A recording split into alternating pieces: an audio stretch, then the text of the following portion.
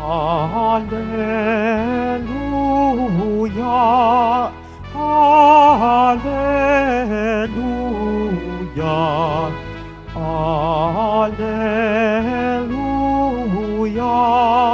Alleluia.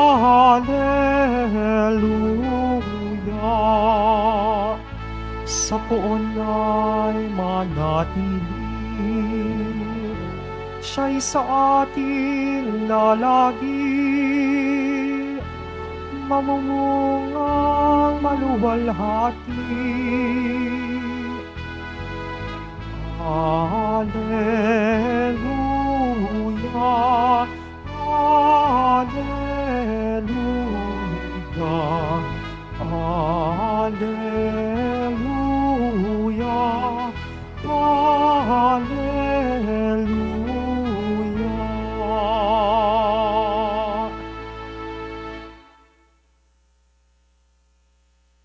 Sumainyo ang Panginoon. At sumayo rin.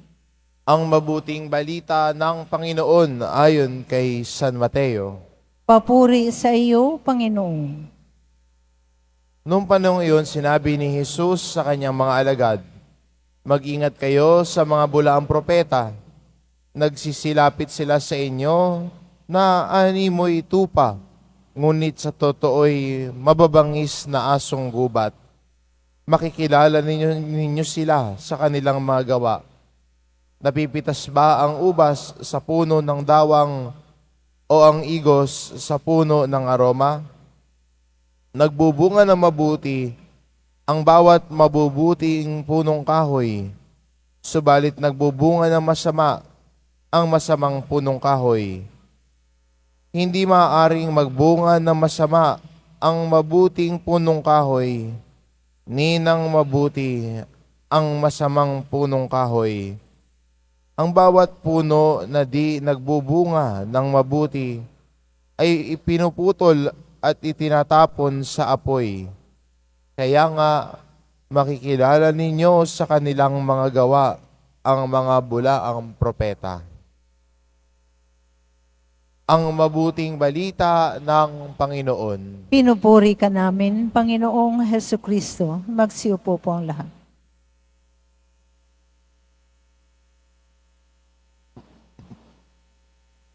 Maganda hong paalala sa atin ng ating ebanghelyo ngayon, ang kahalagahan ho ng kalooban.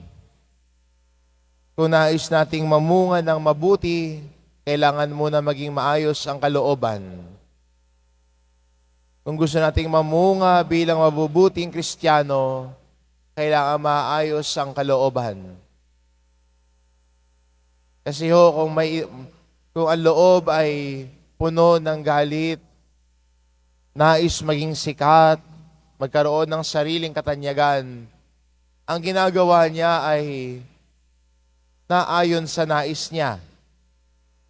Gagawa yan ng kung ano-anong bagay para mapansin siya. Nanaisin niya na mapansin, magkaroon ng likes. Pero kung ang kalooban ng tao ay hindi mapansin, kundi gawin lang ng mabuti ang kanyang gawain at misyon, sapat na sa kanya na nagagawa niya ang lahat ng iyon, hindi baling pinapansin siya. Masaya siya kahit hindi siya mapansin dahil alam niya na ang Diyos ang nakakita ng kanyang kalooban, nakakita ng kanyang gawa. Magandang paalaala din sa atin bilang Kristiyano sa ating paglago sa ating pananampalataya na ang unahin ang kalooban. Hayaan natin na linisin ng Diyos ang ating puso mula sa ating pagkamakasarili at pagkamakasalanan. Hayaan natin na hubugin ng Diyos ang ating puso, na ang ating puso ay maging ng katulad ng sa Kanya. Hayaan natin na ang Diyos ang humubog sa ating buhay sa pamamagitan ng ating pakikinig sa Kanyang aral at turo. Nang sa gayon, ang ating magiging bunga ay ang bunga ng mabuting balita. Ipinupunla ng Diyos sa ating puso ang mabuting balita. Sana yung mabuting balita ang ating naririnig at pinagninilayan ay sikapin nating alagaan sa ating buhay. Hindi ho ba ang halaman para umusbong kailangan ng alagaan? Hindi naman ho yan munggo na iwan mo lang, kinabukasan may science project ka na, no? Ang halaman para manatiling malakas, para hindi siya mamatay, kailangan alagaan, kailangan bigyang atensyon. Ganon din po ang salita ng Diyos sa buhay natin. Kailangan alagaan din natin ang salita ng Diyos sa buhay natin. At paano ba natin maalagaan ang binhi ng salita ng Diyos na ito? Sa ating buhay panalangin, sa ating paglapit sa kumpisal, kung saan ang ating pagkamakasalanan ay inaamin natin at hinihingi ng kapatawaran. Sa ating conscious effort na magbagong buhay. Hindi naman po ang pagbabagong buhay, pagising mo mabait ka na. Hindi naman ho ganun yun eh. Nagdasal ka ngayon, Lord, sana pabaitin mo ko. Pagising mo bukas, mabait ka na, hindi ho ganoon yun.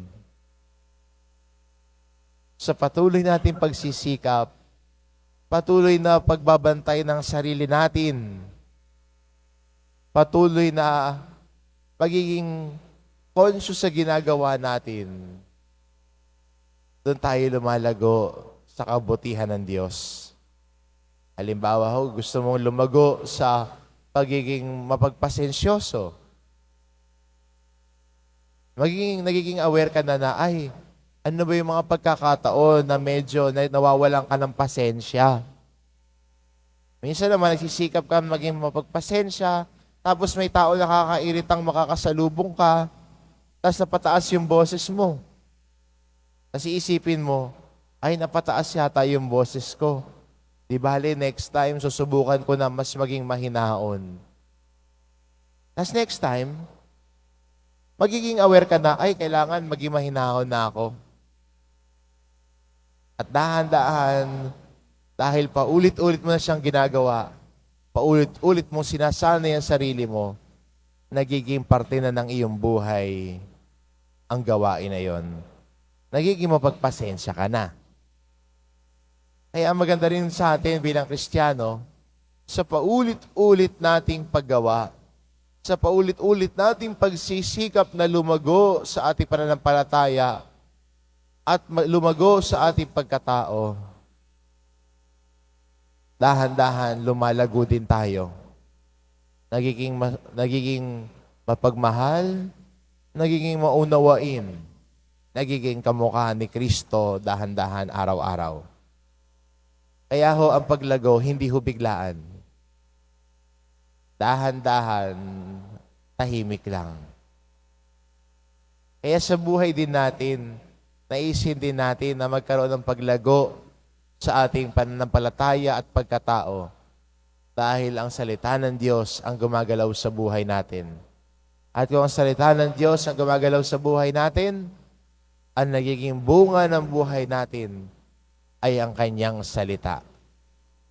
Nagiging bunga ng buhay natin ay ang pananampalataya ni Jesus na kaya nating ibahagi sa iba. Amen.